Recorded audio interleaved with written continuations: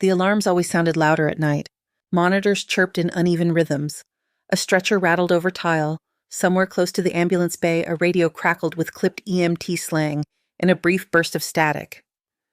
The air in Mile High General's emergency department smelled of bleach-burned coffee and the thin metal scent of dried blood.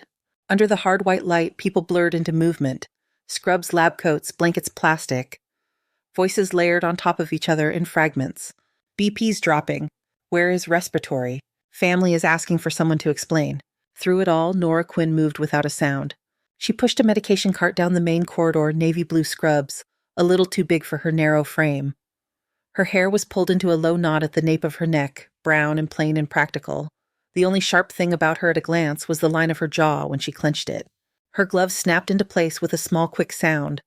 Not loud enough to interrupt anyone, just loud enough for her to feel it. A private signal that her hands were ready. She slid past a resident, backing out of a room without either of them colliding. She pivoted around a tech who suddenly turned. She anticipated a gurney cutting across the hallway before its wheels even squealed. If anyone noticed how easily she threaded through the chaos, they did not show it. A voice cut through the noise from the central desk. Quinn, charts. Dr. Simon Klein stood at the computer station, shoulders hunched over a glowing screen. He did not look at her as he spoke. He simply waved 2 fingers at a stack of paper on the counter the way someone might gesture at a box needing to be moved. I need someone who can handle the front end of trauma, not admin. Nora stopped the cart, set the brake with her foot, and stepped closer. Yes, doctor, she said. Her voice was low even. It did not carry. She gathered the charts, fanned them quickly to see which patients were missing signatures, which orders had time-sensitive medications. Klein was already calling for someone else. Garcia with me in Bay 3, we have a real case. He brushed past Nora, a gust of cologne and impatience. She shifted half an inch to give him room and then vanished back into motion. The ER was a grid in her mind. Supply closets, suction outlets, spare oxygen tanks, locker numbers, the quirks of each monitor, which ones dropped, signal which ones lied. As she walked, she checked small things without announcing it. She tugged on the clear tubing of a wall suction canister. The seal held. Good. She spun an oxygen knob on a portable tank, listened to the faint hiss before turning it off again, full. She opened a drawer on her cart. Syringes pre-filled epinephrine saline. Line flushes neatly lined up. The labels faced forward not in rainbow order, but in an order only she seemed to understand. Highest risk at the front, fastest access at the back. At bed 9, an elderly man clutched the rail with spotted knuckles, chest rising too fast. His eyes darted between the digital numbers above him and the wild movement in the hallway. They're too busy, he whispered to no one in particular. Nobody's coming. Nora stepped into the room. The monitor by his head beeped in a staccato pattern, erratic but not yet dangerous. The fluorescent light gave his skin a yellow sheen. The air smelled of antiseptic and stale fear. She took the rail gently. I'm here, Mr. Carter. He squinted at her badge. Do I know you? Not yet, she replied. Take a breath with me. She did not mention his oxygen saturation. She did not lecture him about anxiety. She simply breathed slow and exaggerated, counting quietly, so only he could hear. After 3 cycles, the line on the monitor began to settle. The beep found a more regular rhythm. There you go, she said. Better. His grip on the rail loosened. His eyelids fluttered. You're very quiet, he murmured. That helps you hear yourself, Nora said. She turned his monitor alarm down a notch, not enough to silence it, just enough to soften the shrill edge. Then she adjusted his blanket, smoothed a wrinkle near his feet, and stepped back out into the hallway. Quinn. The second voice came sharper, brighter from near the crash cart at the far end. Dr. Tyler Blake Hare, still too perfect for a night shift, leaned against the red metal cart like it was a bar. He tapped one of the drawers with a pen. You color-coding the apocalypse again? He asked. This is an ER, not a missile silo. Nora walked up, eyes flicking over the drawers to check they had not been disturbed since her last pass. Everything was still in place. For now. If the power goes out, she said, you will find what you need in the dark. Blake snorted. That a threat or a fortune cookie? He smiled at his own joke and moved away without waiting for an answer. A young nurse nearby laughed a thin, awkward sound. Only Manny Rodriguez, wiping down a nearby stretcher, watched Nora as she closed one of the drawers with her fingertips. He had been in his 40s when his knees gave out in the desert years back. The VA put him behind a mop instead of a rifle. His back was wider now, hair thinner, but his eyes had not lost the habit of recognizing tension in a room. He saw the way Nora's gloved hand lingered for half a second on the handle, how her shoulders rose just a fraction then fell, how she scanned the corridor not for gossip but for angles and exits. He muttered under his breath to a new hire, folding blankets beside him. "That is not OCD," he said. "That is deployment." The new hire glanced at him, then at Nora, then rolled her eyes like she had heard one war story too many. "She freaks out when things get loud," the girl whispered back. "People say she freezes." Manny did not argue. He just went back to wiping cloth moving in tight, efficient circles. An alarm shrieked from Trauma Bay 2. "Motor vehicle collision," someone shouted. "ETA 2 minutes." Suddenly the hallway became narrower. Staff peeled away from walls, some moving with purpose, some hesitating. The air seemed to tighten like before a thunderstorm. Nora reached for her gloves again, even though she was already wearing a pair. The habit was so deep, her fingers searched for elastic. That was not there. She recognized the impulse, flexed her hands once, then pushed her cart toward the supply room. By the time the ambulance doors crashed open, she was at the trauma bay doorway. A man in his 20s lay strapped to a backboard leg, twisted at an angle that defied bone. Blood soaked through the temporary dressing over his thigh. The paramedic rattled off numbers as they rolled him in. High-speed rollover, no airbags. Open femur fracture, uncontrolled bleeding on scene fluids, running en route. The room filled quickly. Klein snapped on a gown, calling orders without looking up. "Pressure dressing another 18-gauge AFear. I want imaging as soon as possible." Nora did not step fully inside. She stood in the frame shadows at her back, watching the monitors, the mess, the frantic hands. Her body wanted to move forward. Her mind had already laid out the instrument tray for a traction splint. It had already chosen the size, the angle, the amount of countertension. She saw a nurse fumbling with the equipment, unfamiliar with the straps.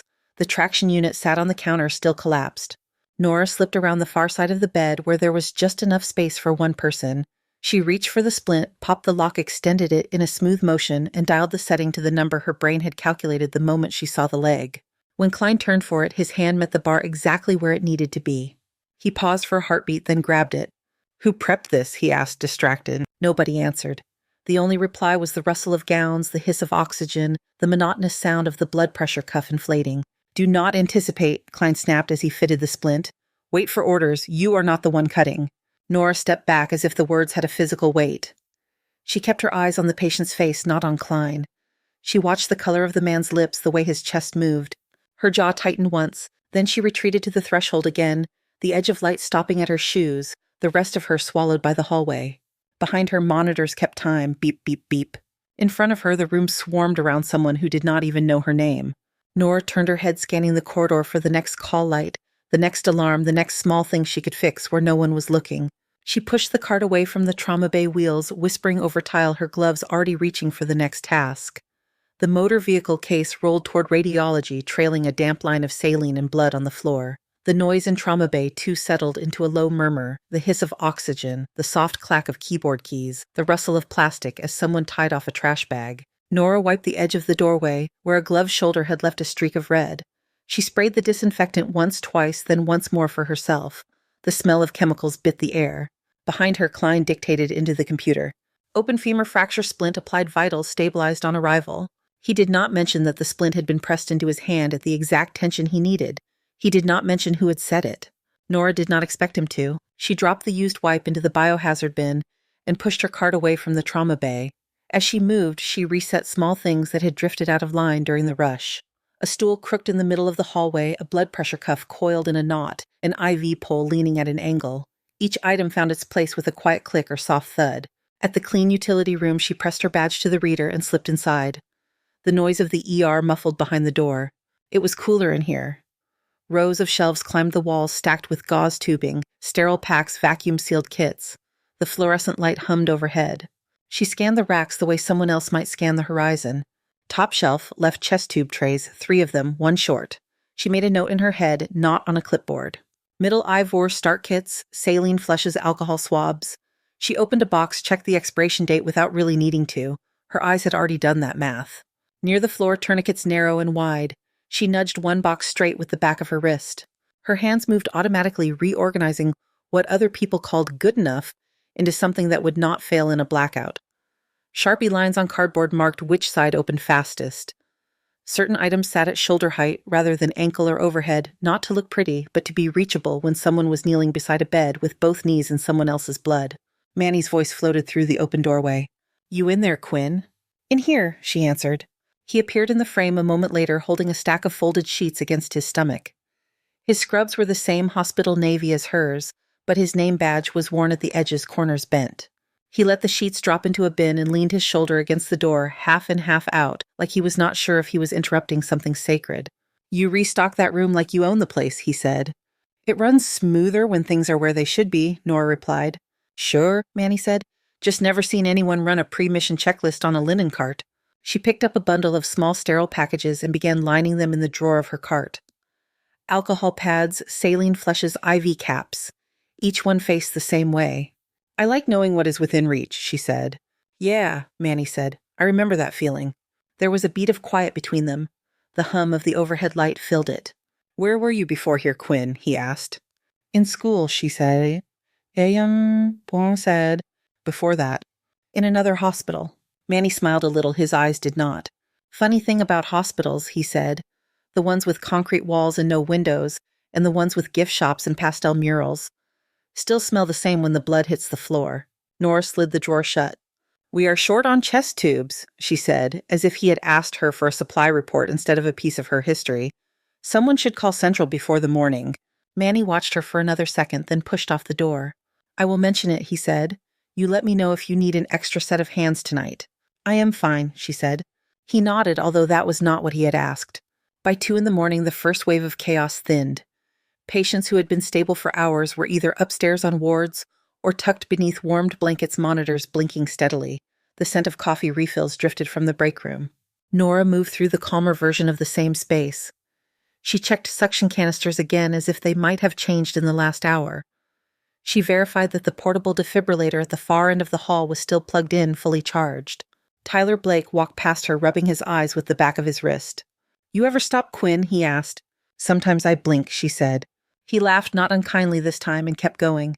In room 6, a teenage girl slept in a tangle of ECG wires while her mother scrolled through her phone in the visitor chair. In room 4, a middle-aged man snored softly, his belly rising and falling, heart monitor drawing gentle curves on the screen. Nora dimmed the lights in their rooms by a fraction, just enough to let their pupils rest. Nobody noticed the change. That was the point. At 3, the ER's central heating cycled louder, air blowing through vents with a dry sigh. A light above trauma bay, one flickered, buzzing like an insect.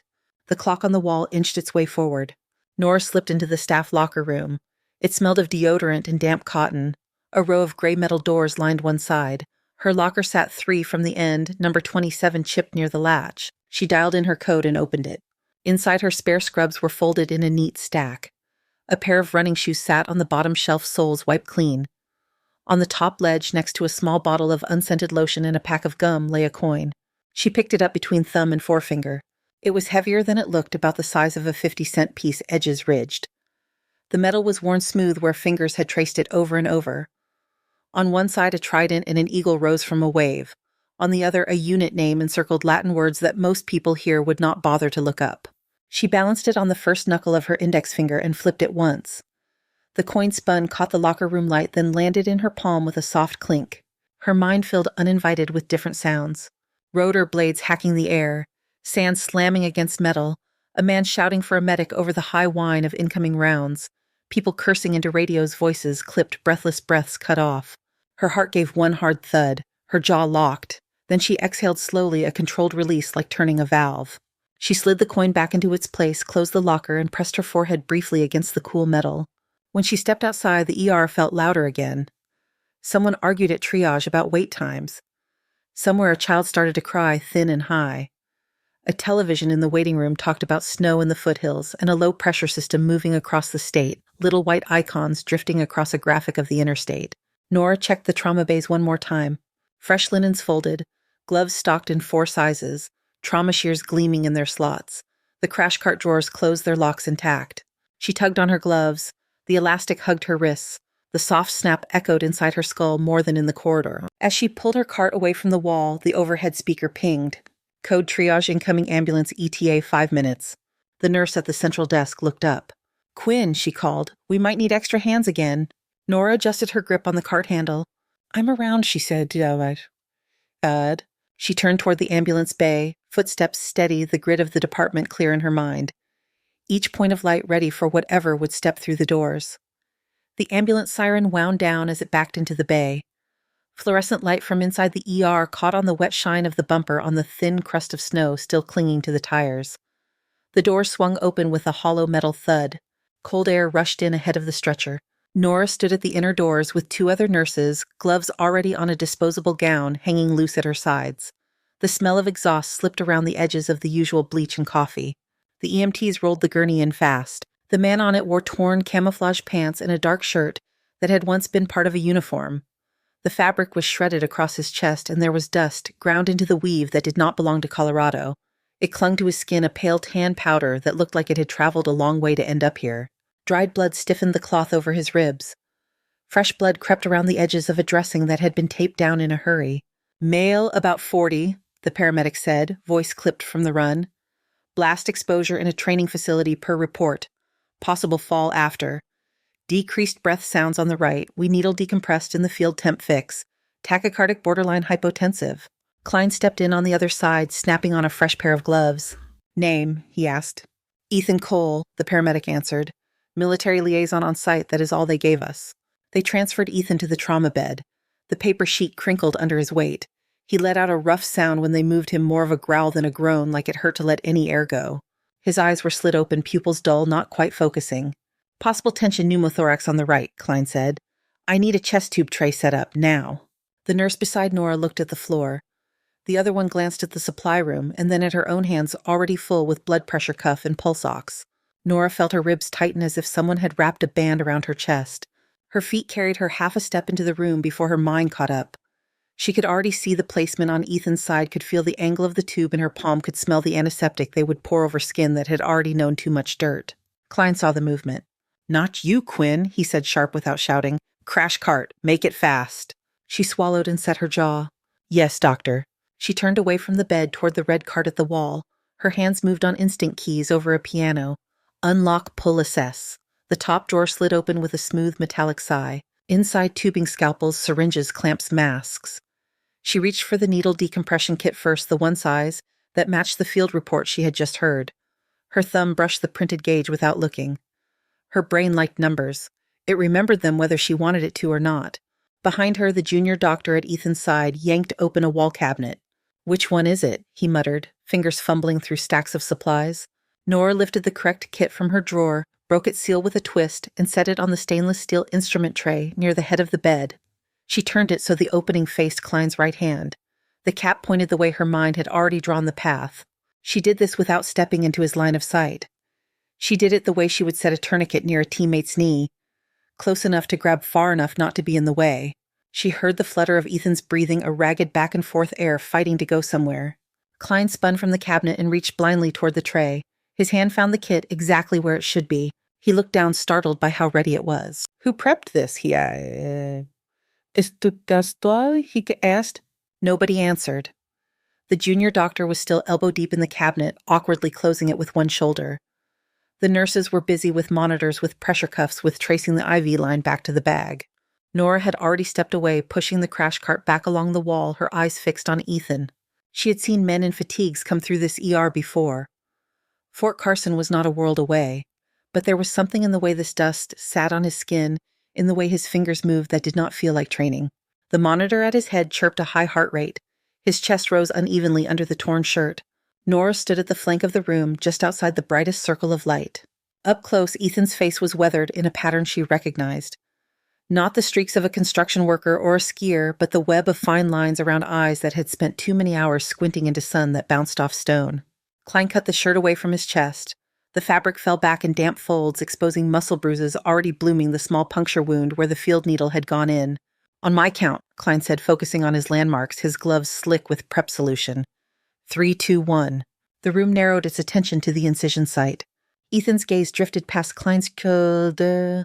It landed on Nora. For a second, they looked at each other across a distance of a few feet and several years. His eyes sharpened. He blinked as if clearing grit that was not actually there, and then he seemed to see around the fluorescent glare around the gowns and masks and modern clean lines. He saw her.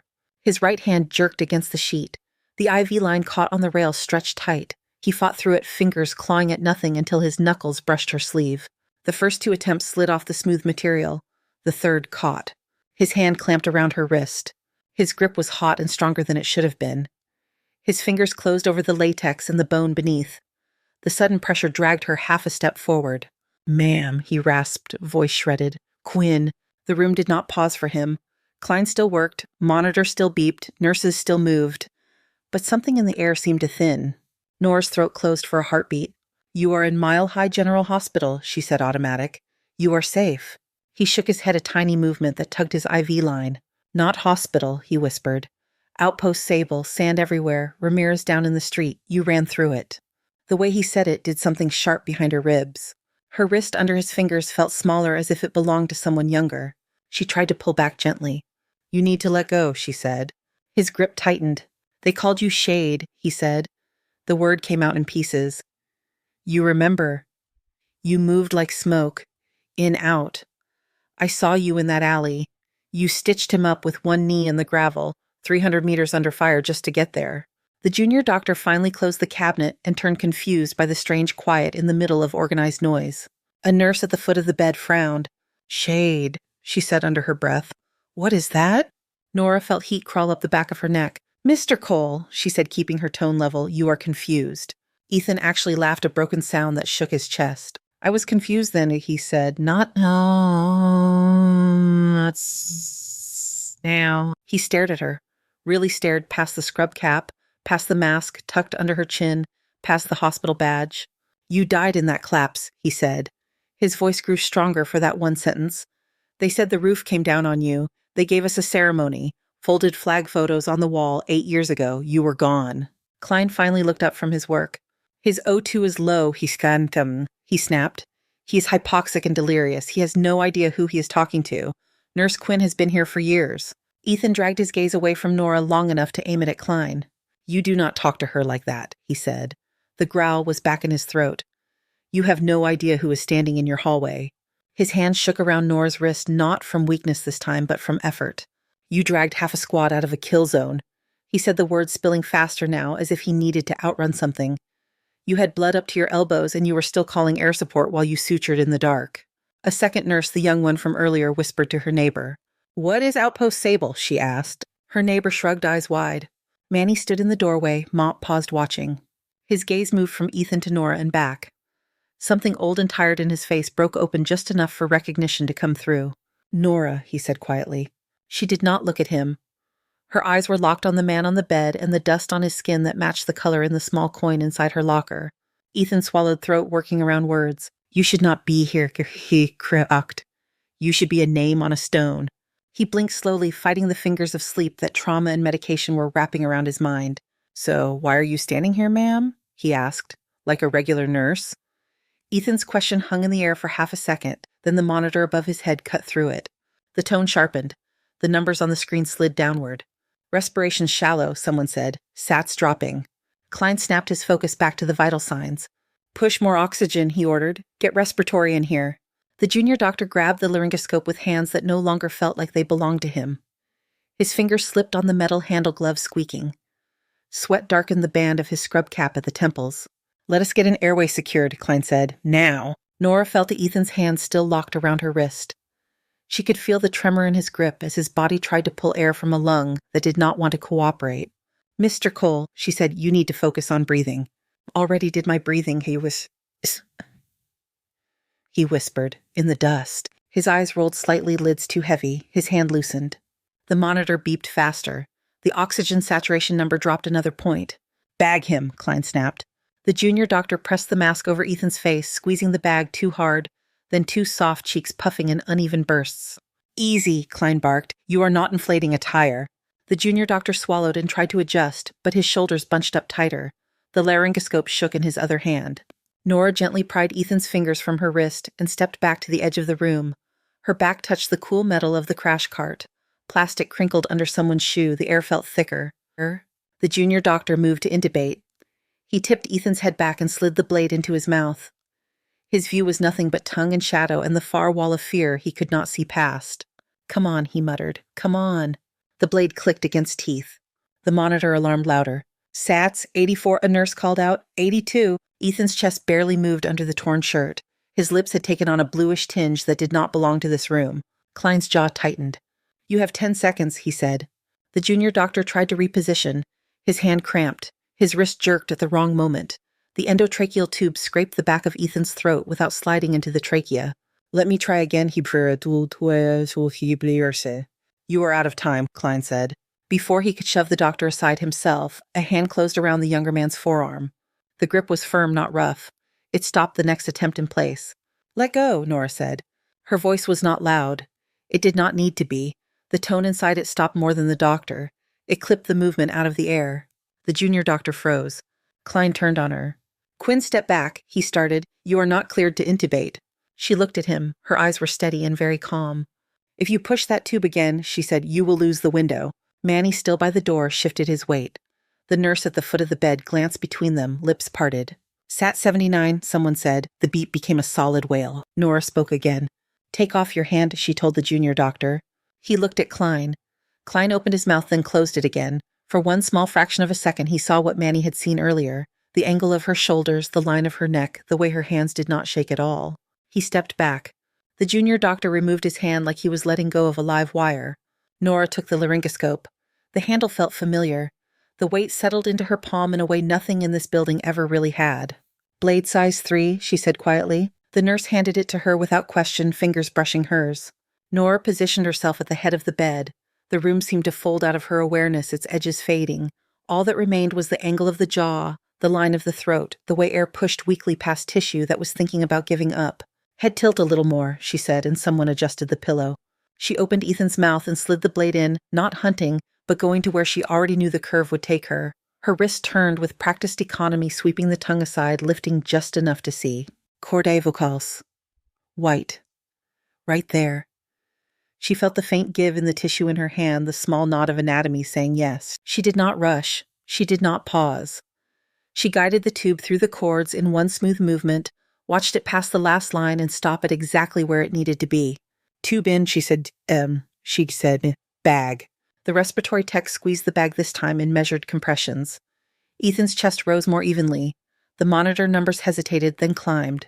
85, the nurse read. 88, 91. The alarm quieted. The beep returned to a rhythm that people in this hallway were used to hearing. The junior doctor stood off to the side, his hands still curled as if gripping invisible tools. His face had gone slack. "Where did you learn to move like that?" he asked.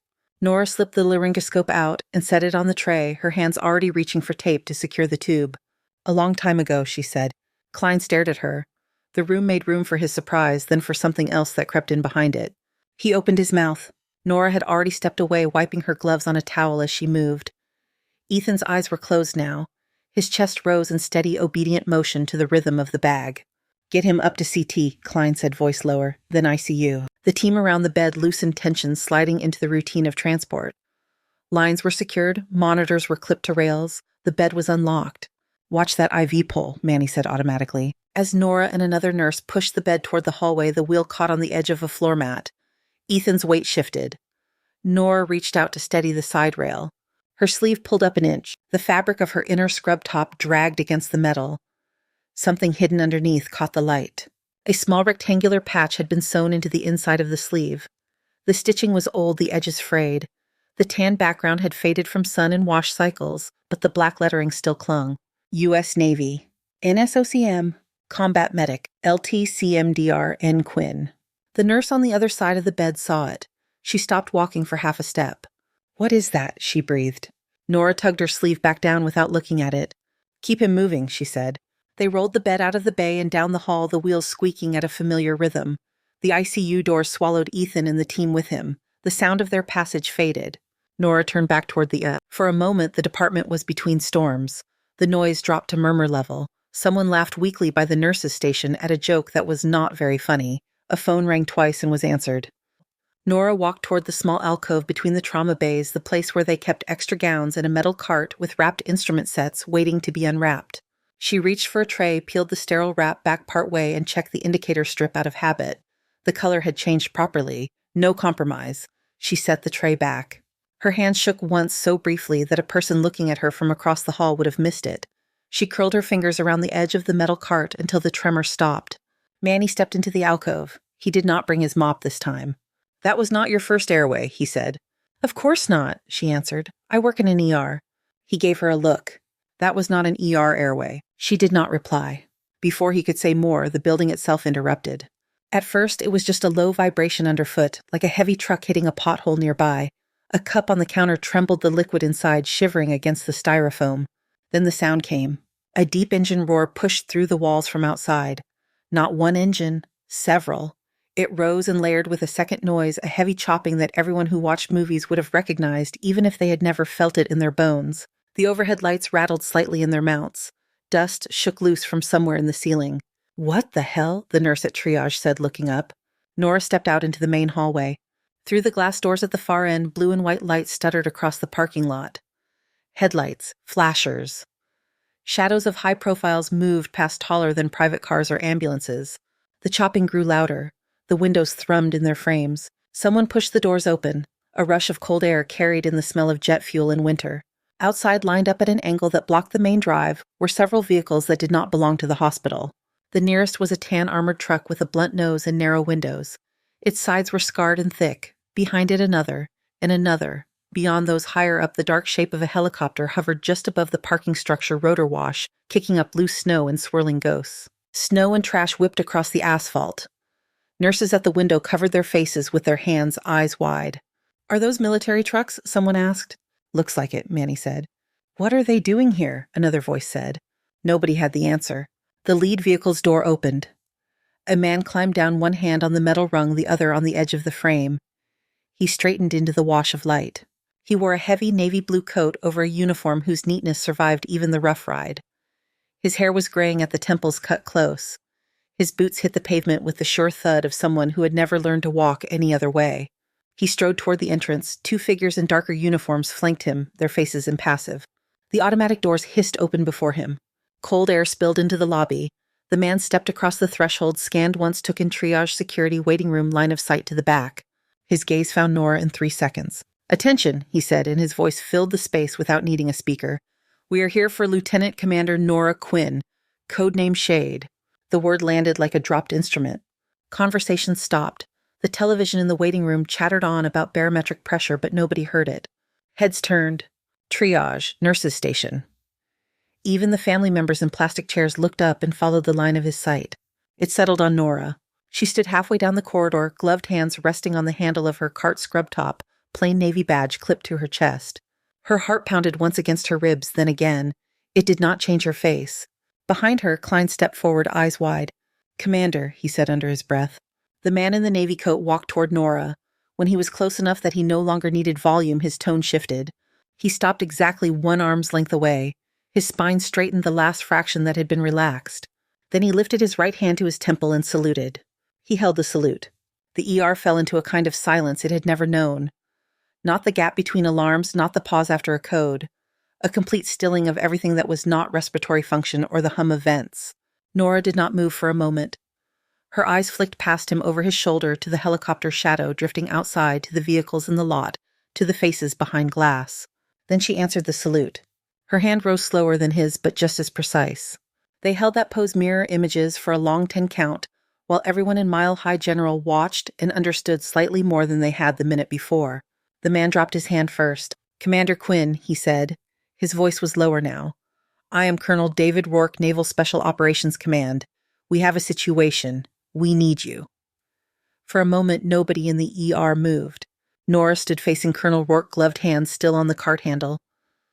Her badge caught the overhead light, the plastic shining over the plain print of her name. "What situation?" she asked. Rourke kept his voice low now, but it carried to the nurse's station and the triage desk. People pretended to busy themselves with charts and keyboards while their ears tilted toward him. "Forward element of SEAL Team 6, he said. "Outside Al-Kharif. Hostile ground, unstable structures, limited air support window." His eyes did not leave Nora. 3 critical casualties on site, more walking wounded. Extraction is delayed. They will not make it to a surgical facility alive without someone directing the next hour. "We have surgeons," Klein said, stepping closer. "We have trauma attendings. We can put someone on a call." Rourke glanced at him only briefly. "You have excellent staff," he said. House said. "What you do not have is a combat medic who has run live fire remote triage, who understands both the medicine and the tactics, and who already owns the trust of every man in that unit." His gaze returned to Nora. "They know your voice," he said. "They will move when you tell them to move." The words laid themselves along the hallway like another set of floor tiles. Nora felt all the eyes on her without looking around.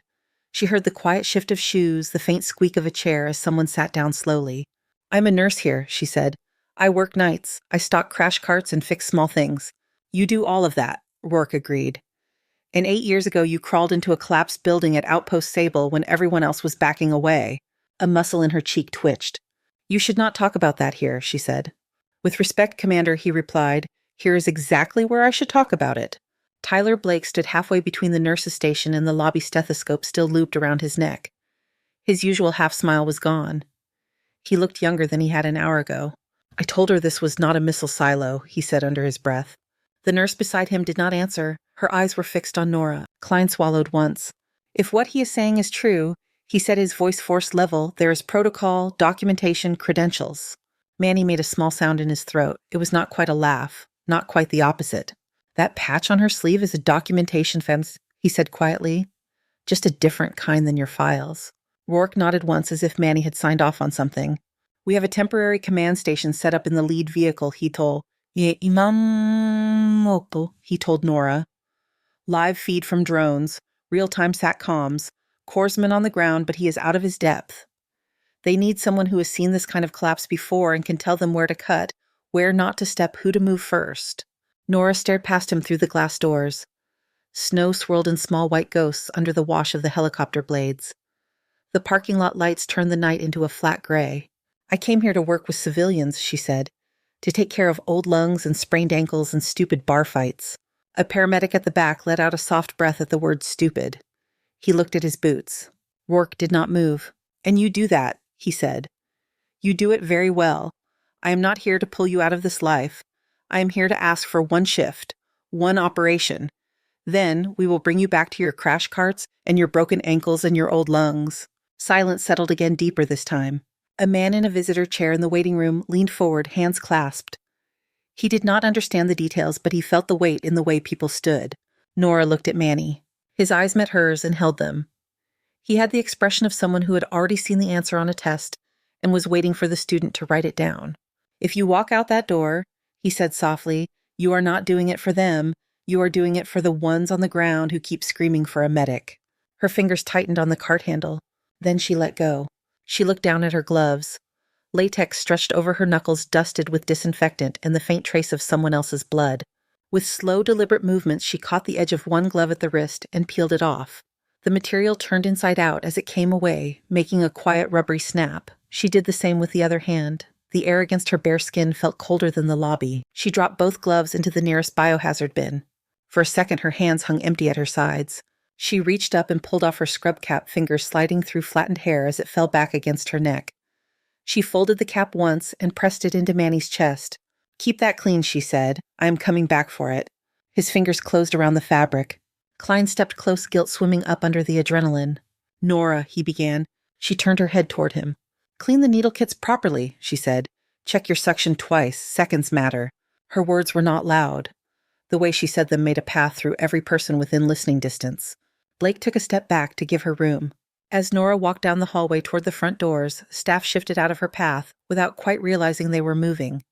Some straightened their backs. Others dropped their gaze. The sound of her shoes on the floor was almost inaudible under the helicopter and engines, but everyone heard it. When she reached the threshold, the cold air wrapped around her like water. The rotor wash tugged at her scrub top, pulled a strand of hair loose from its knot. Snow stung the edges of her cheeks. Outside, the armored vehicles idled in a low, steady rumble. Figures in gear stood near them, watching her with a focus that did not belong to this building. One of them, a younger sailor with a headset crooked over one ear, snapped to attention as she approached. There was something like relief in the tight line of his mouth. "Ma'am," he said, voice almost lost in the wind.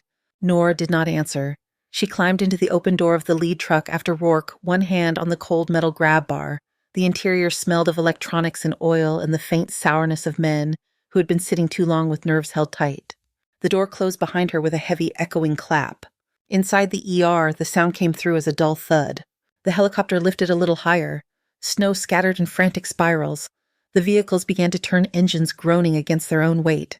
Staff pressed to the windows, watched the small convoy organize itself and roll toward the exit. The black shape above them banked and followed. The noise of the engines faded by degrees, leaving a vacuum that the usual sounds of the department were slow to fill. For a few beats, the ER felt like an unplugged machine. The television in the waiting room talked about sports scores. Someone coughed. A chair squeaked. At the nurse's station, Blake sat down hard. I told her she had OCD about a crash cart, he said, staring at the empty space where the cart usually sat when Nora was not pushing it. The young nurse beside him wiped at her eyes with the back of her wrist. I asked around about her last week, she said.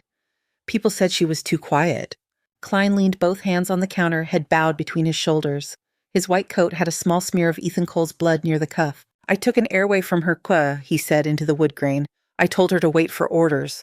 Manny rested Nora's scrub cap on the desk. It sat there like a small folded flag. You did what you knew how to do, he said. Now you know a bit more. Klein sank into a chair. For the first time that night, he looked tired in a way that had nothing to do with hours. Around them, the department began to move again. Triage called back another patient. An orderly pushed an empty stretcher toward the bays. An overhead chime announced a phone call for radiology. The ER resumed its rhythm, but there was a new hesitation in the way people spoke to one another. Orders were phrased with a little more care. Requests came with eye contact. At the far end of the hall, Mr. Carter in bed 9 watched two nurses adjust his IV pole, together both of them saying, please and thank you, like they meant it. He did not know why the atmosphere felt different. He only knew that it did. Manny walked to the supply room and stood in the doorway for a moment, looking at the neatly aligned boxes, the Sharpie lines, the cleared floor space. The systems Nora had built held firm in her absence. He reached up and straightened a single box that had shifted half an inch during the last rush. We will keep it standing, he said quietly to no one in particular. Then he went back to his mop shoulder set, listening with half an ear for the sound of rotors that might one day come back. The night thinned out after the convoy left. Calls still came in. People still bled, coughed, complained, slept. The ER did what it always did. Yet underneath the usual rhythm, there was a second pulse, a quiet waiting that ran from one end of the department to the other. A television in the staff break room played the local news on low volume. Weather, traffic, a human interest piece about a lost dog that found its way home. No one paid attention until the anchor's voice shifted and a graphic of a desert map appeared over her shoulder. Unconfirmed reports of a military operation near the Al-Kharif region surfaced tonight, she said. Details are scarce at this time. Manny stood in the doorway with a paper cup of coffee cooling in his hand. Blake sat at the small table, elbows on his knees, eyes fixed on the tiny screen. Two nurses leaned against the counter, arms folded. The footage was generic. Archive clips of helicopters crossing a sky brown with dust, troops in silhouette, no names. The anchor moved on, sports, then a pharmaceutical commercial with smiling actors. The room exhaled together a sound made of worry and something like hope. Near 3 a.m, the charge nurse's phone buzzed in her pocket. She frowned at the number one she did not recognize and stepped to the side to answer. Emergency department, this is Karen. Her spine straightened slowly as she listened. Her eyes flickered up toward the ceiling and then across the room to Manny. Understood, she said. Yes, I will pass that along. She hung up and walked into the break room. Everyone there went quiet without needing a signal. That was administration, she said. They just got a secure message from a naval operations center. Her fingers tightened on the phone once before she relaxed them. Forward element of a special operations team was extracted from an unstable structure near Al-Kharif, she continued. 6 personnel alive and secure. 3 critical stable enough for transport. Blake swallowed. Who coordinated it? He asked, although he already knew. Karen looked down at the message on her screen and read aloud. Remote triage and command oversight by Lieutenant CMDR Nora Quinn and SOCM, mission complete. The words hung there for a moment, then settled into the tile and the old coffee smell and the hum of the vending machine. Manny lifted his cup a little as if toasting someone who could not see him. In one piece, he said. Nobody cheered. Nobody clapped. The reaction came instead in loosening shoulders, in the way breath came out of tight chests, in the new quiet between sentences as people went back to work. Someone turned the volume up on the television a notch. The anchors kept talking about other things. The world outside the hospital rotated on its own axis. Inside Mile High, General finished another shift. 7 nights later, snow fell in softer flakes. The ambulance bay lights reflected in shallow puddles instead of frozen patches. A pale sun had gone down an hour earlier, leaving the sky a flat, dark blue. Just before the night shift changed, the staff entrance chimed. The door opened with its usual automatic sigh. Nora stepped through, a canvas backpack on one shoulder. Her scrub top was the same navy blue. Her ID badge hung from the same clip. Her hair was gathered into the same low knot. For a heartbeat, she wondered if she had dreamed the convoy, the truck the drone feeds the voices shouting over static from halfway around the world. Then she saw the way the hallway changed shape around her.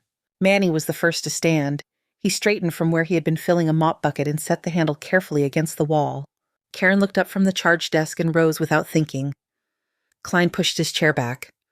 Blake, halfway through writing a note, set his pen down. One by one, people inside of the entrance got to their feet. Nurses, techs, an EMT with his winter jacket half on. Even the clerk at registration stepped back from her keyboard. They did not snap to attention. They did not salute. They simply stood and faced her, a row of different ages and shapes in hospital blue and white. For a second, Nora almost turned around as if they were looking at someone behind her. Then Karen stepped forward. "Welcome back, Nora," she said. The words were simple. The tone made them feel like something more. Heat rose along Nora's throat into her cheeks. "It is just a shift," she said. "I am on the board for nights." Klein came closer. His expression held none of the hurried impatience it usually carried at the start of an evening. "You are on the board," he agreed.